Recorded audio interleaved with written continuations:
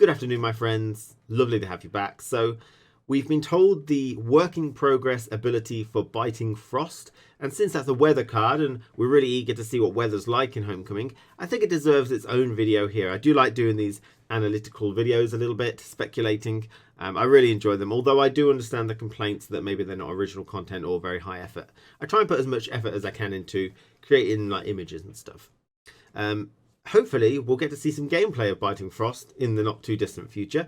And that brings me on to my first point before we go talking about the weather card. There's confirmed to be no Homecoming video this week, the week commencing the 24th. Okay, so no Homecoming video this week. I do think, however, it's very likely we're going to get a Thronebreaker video. They're definitely gearing up for Thronebreaker. There's a lot of contributing things that are happening all at the same time. They're really turning this hype machine up a little bit. We saw a lot of CD Projekt Red staff wearing Thronebreaker t-shirts and taking images and posting it on Twitter. We've seen an image of Pavel Berger taking a photo with Thronebreaker on a TV behind him, very obviously. We've seen influencers, people like streamers and journalists and people with a lot of followers. They have been invited to CD Projekt Red and given a presentation on Thronebreaker with an NDA stuck to it for 2 days, I believe. So the NDA will end on Thursday or Friday. So hopefully we'll get a reveal video for Thronebreaker on Thursday or Friday. I reckon. I really do. It was also said by Pavel that we should be able to pre-order Thronebreaker before the start of October, so the end of September, and that's coming up in about 5 days. So it kind of all matches together that we're going to get some Thronebreaker reveal soon, which will be really, really cool. So let's move on to Biting Frost. Okay, this is a special card, and we suspect it to be a bronze card. He never actually stated it, but it will feel weird as a gold. It's the neutral faction, and we don't know its provision cost. It deals 2 damage to the lowest power unit on the row at turn start, and it has a timer of 4. Now, Pavel said this was a work in progress ability. It could change, subject to change, but I really just think this is going to be small tweaks to either strength or timer or something like that to balance it. I think they're going to try and keep this ability as close to this as they can. Okay, and obviously it's very close to what we have with Biting Frost now, but it's actually got a timer on it, which is quite a big implication. Now, I guess the main question here is that as a bronze card, its maximum value is 8, which is actually quite high for a bronze, when most bronzes are 5 or 6. We've seen Malayan, a gold card, and she's 4 strength, 4 damage. And we've seen Unicorn, which is 4 strength, 4 boost, or 8 if you've got the Chiron X. And so this is a really high value bronze. However, you've got the potential to lose value here because the overall value of bronzes is lower, so you're more likely to hit 1s, possibly. We don't know about how much movement and tokens and 1 strength stuff there is, so but you have the potential to lose value with this. Okay, and it also is important to note we don't know if it can be tutored. Because it's already quite a high value, it indicates that probably you can't.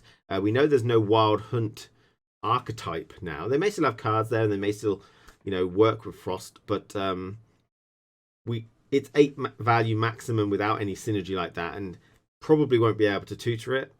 Because we've only got 2 rows, it is easier to use. You're probably not going to not hit something with it. So the other thing is we don't quite know how much weather clear is in the game to whether this is going to be really good, and it's quite a fine balance. We do know 1 card that's in the game, and that is Clear Sky, and we saw that during the monster reveal, and that was basically just Clear Sky. That was all it was. It was a special card, bronze. It cleared weather on your side of the board, but you didn't gain any strength for doing it if they were under weather or anything like that.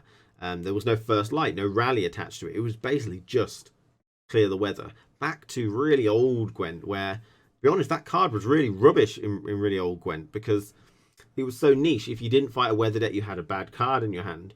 It was just... And they've seemed to have gone back to that. There's no secondary option on that. We don't know how many cards bronze units will have weather clear attached to them and whether they're worth taking as a little secondary.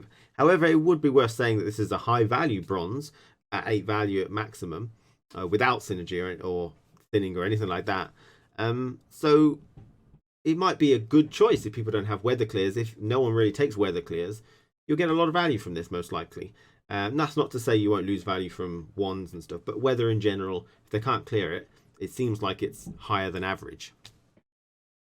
And that is Biting Frost. Now, from this, we can probably interpolate Impenetrable Fog, which is probably going to be exactly the same as it is now, where it hits the highest unit for 2 damage and has a 4-turn timer. And probably Rain as well is probably going to do something very similar, where it hits 2 units for 1, has a 4-turn timer. I think we can safely say they're all going to be the same, just with that 4-turn timer. And then we start to come on to things like White Frost, Skellige Storm, you know, and then the Golden Weathers, Drought, Ragnarok and stuff. It may be that they do more damage. It may be they last longer timers. If it's a timer increase, then it's actually more vulnerable to play because they do manage to clear it. You don't get any extra value. You didn't do a greater increase. It's better to increase the damage because then you do the tick even if they clear it. But, you know, we know the Golden Weathers are going to have abilities on them. And White Frost and Skellige Storm will no doubt be Golden Weathers now. They won't necessarily just do damage, but they should have abilities on there. I'm not entirely confident that's going to be the case now. A lot of the abilities we've seen are rather bland. You know, Skellige Storm may just do 2 damage, 1 damage, 1 damage, 4-turn timer. You know, because then it's 4 damage per turn rather than 2, and 4-turn timer, it's basically double this bronze Biting Frost. So overall, I do think the timer is one of the better alternatives for balancing the card, because now they've got the damage they can balance, they've got timers. There's still possible synergies, and again, it might be setup related, so you can get maximum value from it. But let me know what you think about the weathers, and thank you for watching. Take care of yourself, and I'll see you again very soon.